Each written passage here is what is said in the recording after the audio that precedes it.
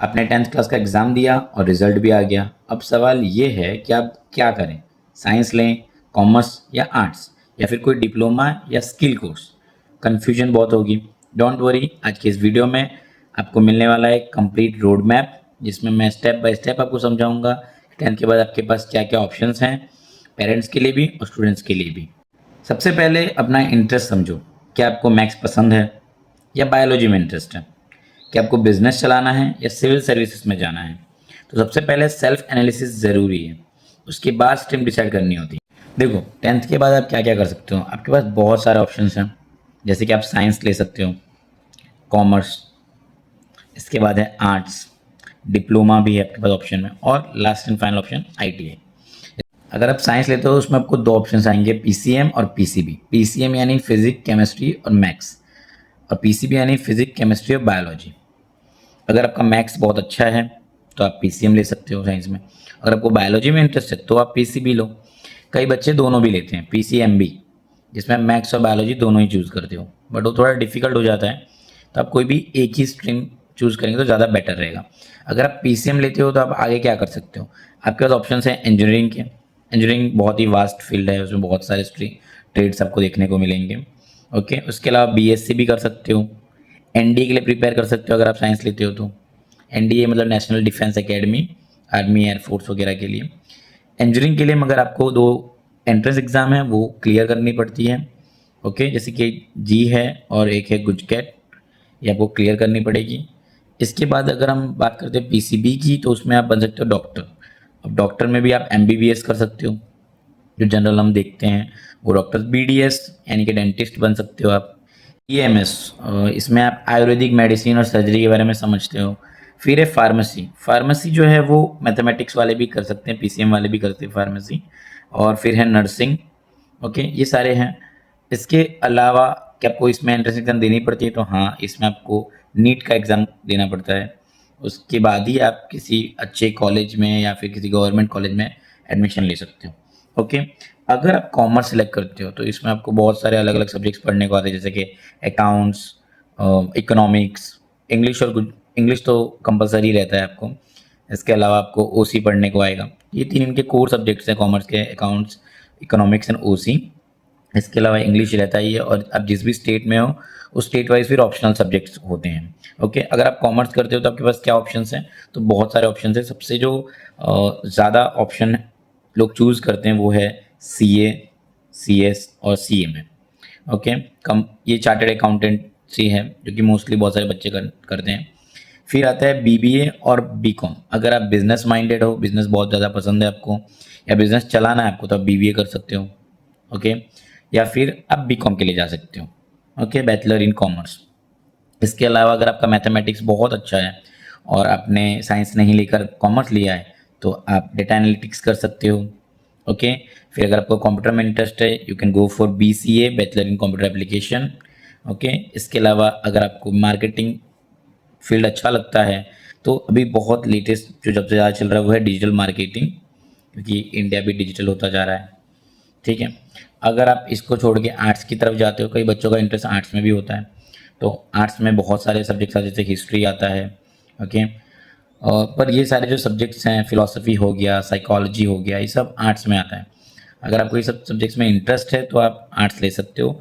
Arts करने के बाद आपके पास क्या करियर ऑप्शंस हैं? तो सबसे पहले है लॉ, यानी कि आप लॉयर बन सकते हो, BA LLB कर सकते हो।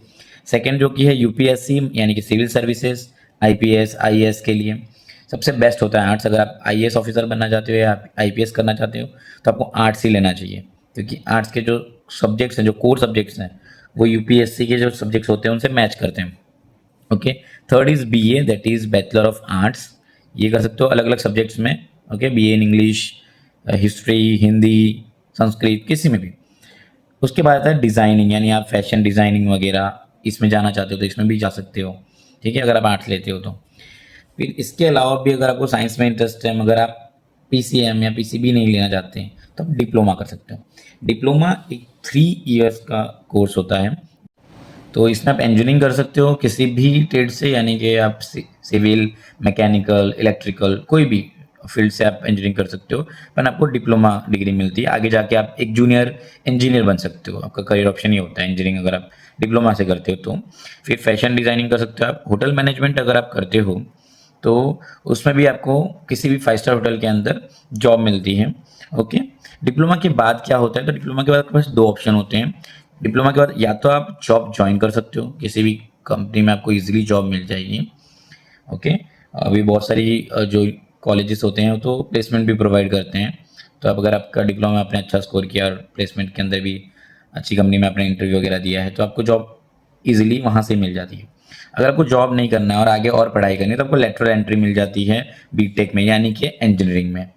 सिर्फ फिर से आप वहीं पर आ गए, ठीक है। तो आप किसी भी पीछे नहीं, लेटरल एंट्री का मतलब है कि आपको डायरेक्टली सेकेंड ईयर में एडमिशन मिलता है। फर्स्ट ईयर आपको नहीं करना पड़ता। अगर आप 3 साल डिप्लोमा करते हो तो आपको फर्स्ट ईयर नहीं करना पड़ता है, डायरेक्टली सेकेंड ईयर में। यानी कि अगर आप साइंस लेते हो और पीसीएम में पीसीबी करते हो 2 साल, उसके बाद इंजीनियरिंग में जाते हो या फिर डिप्लोमा करके इंजीनियरिंग में जाते हो, दोनों का टाइमिंग सेम ही होगा। ओके, डिप्लोमा के अलावा ओके तो आप आईटीआई कोर्सेज भी कर सकते हो, 1 से 2 साल का होता है, ठीक है। इसमें आप इलेक्ट्रीशियन, फिटर, कोपा में आप एक computer operator and programming assistant बन जाते हो अगर आप ये करते हो तो, ठीक है। तो अच्छा खासा जॉब इसमें मिल जाता है। इसका फ़ायदा ये है कि आप गवर्नमेंट जॉब के लिए भी रेडी हो जाते हो और प्राइवेट जॉब भी। मतलब आईटीआई करने के बाद आपको गवर्नमेंट जॉब भी मिल सकती है, प्राइवेट जॉब भी मिल सकती है। ओके, इसमें बहुत सारे फील्ड हैं, बहुत सारी चीज़ें करने के लिए आईटीआई के अंदर, ठीक है। वास्ट है बहुत ज़्यादा।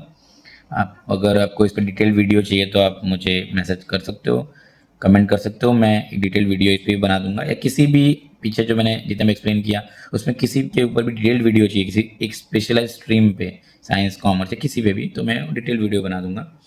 ओके, इसके अलावा लास्ट ऑप्शन जो है वो है एनआईओएस, ओपन स्कूलिंग है ये इसमें अगर आप 11-12 भी कर सकते हो, कोई भी स्किल कोर्स भी कर सकते हो एनआईओएस के थ्रू। ये ज़्यादातर सिर्फ उन बच्चों के लिए काम है जो कि ड्रॉप आउट्स हैं, यानी उन्होंने पढ़ाई छोड़ दी है किसी कारण से भी, या फिर स्टूडेंट्स जो फेल हो गए हैं, जिन्होंने 10th फेल हो चुके हैं, वो स्टूडेंट्स भी एनआईओएस के थ्रू 11-12 कर सकते हैं या फिर 10th भी पास आउट कर सकते हैं। जो वर्किंग स्टूडेंट्स हैं, जो कि जिनके घर की कंडीशन ठीक नहीं है, उनको जॉब करना पड़ता है पर साथ साथ उनको पढ़ाई भी कंप्लीट करनी है, तो एनआईओएस के थ्रू, ओपन स्कूलिंग के थ्रू अपनी स्टडीज़ को कंप्लीट कर सकते हैं।